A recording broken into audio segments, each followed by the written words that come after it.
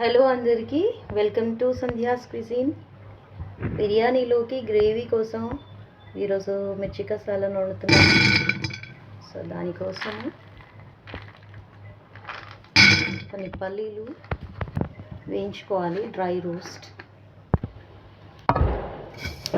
కొన్ని నువ్వులు equal quantity.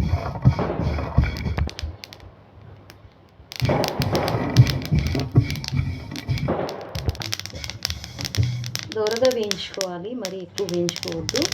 ఇప్పుడు ఇది స్టవ్ ఆఫ్ చేశాను. ఇప్పుడు దీంతోపాటు ఎండు కొబ్బరి కూడా కొంచెం వేయించుకొని ఈ మూడింటిని కలిపి మిక్స్ చేయాలన్నమాట. బ్లెండ్ చేయాలి, అంటే గ్రైండ్ చేయాలి. సో ఇందులో అన్ని 3 ఈక్వల్ క్వాంటిటీలో కొబ్బరి పొడి, పల్లీలు, నువ్వులు 3 మెత్తగా గ్రైండ్ చేసుకోవాలన్నమాట. అవసరమైతే వాటర్ పోసి మెత్తగా స్మూత్గా గ్రైండ్ చేయాలి, పలుకులు లేకుండా.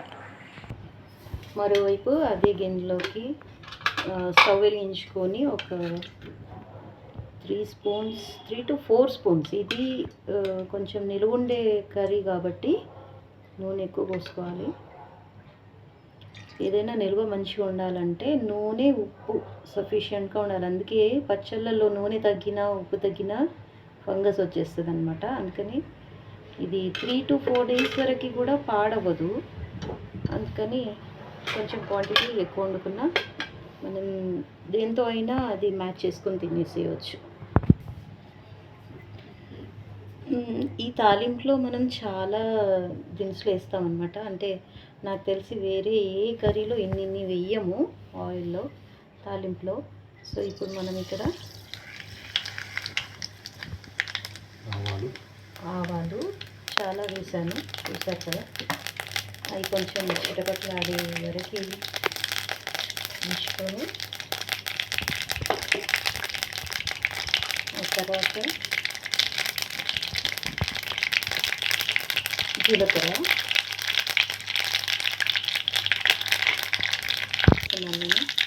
మెంతులు,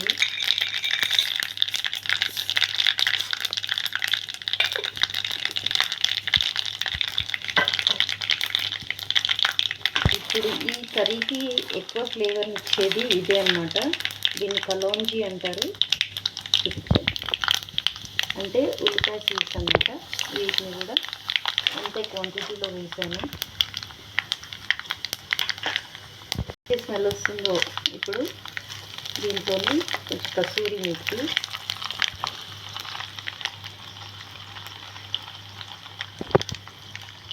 ఇప్పుడు పొడవలు తీసుకున్న మిరపకాయలు,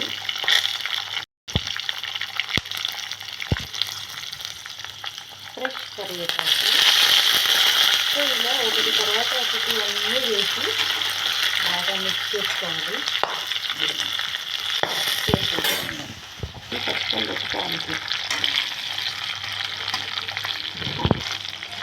ఈ మిరపకాయలకి ఇట్లా మధ్యలో ఘాటు పెట్టుకొని వేసుకోవాలి నైఫ్తోని మధ్యలో. ఇందులో 1 స్పూన్ ఉప్పు కూడా వేసేసాను, 1 స్పూన్. ఇంకా అవసరం ఉంటే మళ్ళీ తర్వాత చూసి వేసుకోవాలి. ఈ కర్రీలో పల్లి నూనె ఉంటే చాలా బాగుంటుంది దీనికి. దీంట్లోనే కొంచెం పసుపు, కొంచెం కారం కూడా వేస్తున్నాను. 1 స్పూన్ కారం వేస్తాను, ఎక్కువ వేయట్లేదు. ఇది పల్లీలు, నువ్వులు, కొబ్బరి 3 మిక్స్ చేసిన పేస్ట్. ఇలా మీరు వేసుకుంటే కాజు కూడా వేసుకోవచ్చు. మొత్తం వేసినట్టు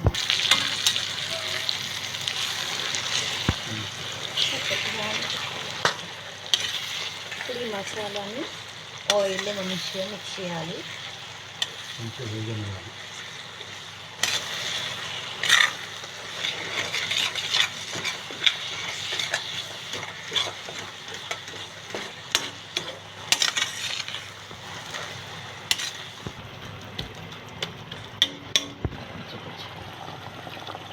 జార్ని కొంచెం వాటర్తో అక్కడ ఉన్న గ్రేవీ అంతా తీసి ఇందులో పోసాను. దీంట్లో ఇంకో ఇంగ్రీడియంట్ ఏంటంటే చింతపండుని మంచి చిక్కగా పిసికేసి దీని పల్ప్ని దాంట్లోకి డంప్ చేసుకోవాలి.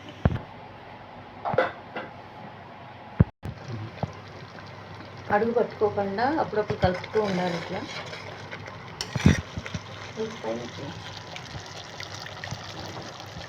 చిక్కగా తీసుకున్న చింతపండు పల్పు ఇప్పుడు నేను చేయడ్డు పెట్టి ఫిల్టర్ చేసుకున్నాను.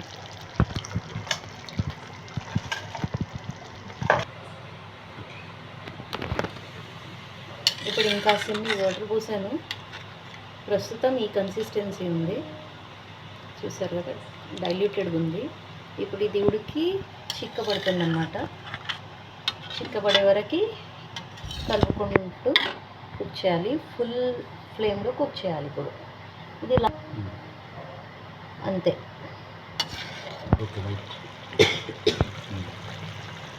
ఇలా ఉడికి చిక్కబడుతుంది. చిక్కబడే వరకు కొంచెం అంటే ఇంకా కొంచెం ఆయిల్ వేసుకొని ఉంటే ఇంకా పైకి వచ్చేస్తుంది. బట్ నాకు సరిపోద్ది ఇది.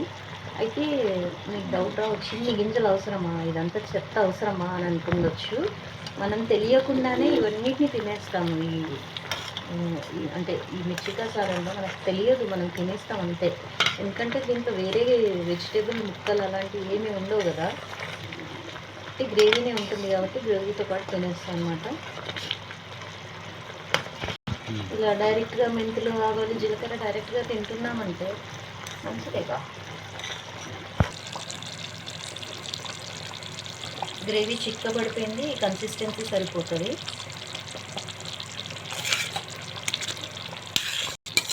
ఇంకా దీంట్లో కొత్తిమీర వేసేసి స్టవ్ ఆఫ్ చేసుకోవటమే. స్టవ్ ఆఫ్ చేసి కొత్తిమీర వేసేస్తాను. కాసేపు అయ్యాక చూపిస్తాను. స్టవ్ ఆఫ్ చేసేసి దీంట్లో కొత్తిమీర వేసేసి మిక్స్ చేసేస్తే అయిపోతుంది. మీరు ఆయిల్ ఇంకొక 2-3 స్పూన్స్ ఎక్కువ వేసుకోవాల్సి ఉంటుంది.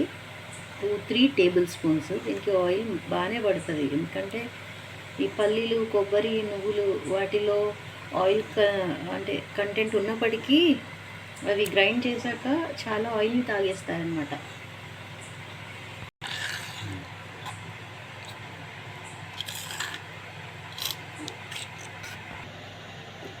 బిర్యానీలోకి మంచి combination. Veg biryani, chicken biryani, must try.